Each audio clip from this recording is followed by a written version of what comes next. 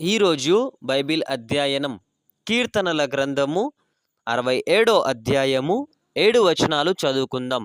ప్రార్థన. మిక్కిలి ప్రేమ కలిగిన దేవా, నీకు వందనాలయ్యా. చదువుతున్నటువంటి లేఖనములలో మాకు జ్ఞానాన్ని అనుగ్రహించండి. ఆమేన్. భూమి మీద నీ మార్గము తెలియబడినట్లును, అన్యజనులందరిలో నీ రక్షణ తెలియబడినట్లును దేవుడు మమ్మను కరుణించి మమ్మను ఆశీర్వదించునుగాక. ఆయన తన ముఖకాంతి మా మీద ప్రకాశింపచేయునుగాక.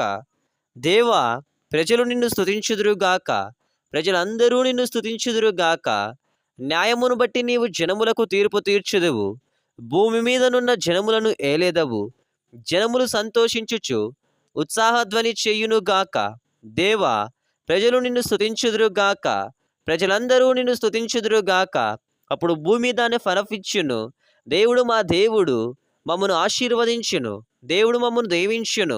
భూదిగంత నివాసులందరూ ఆయన యందు భయభక్తులు నిలుపుదురు. ఆమేన్. చివరి ప్రార్థన. మిక్కిలి ప్రేమ కలిగిన దేవా, నీకు వందనాలయ్యా.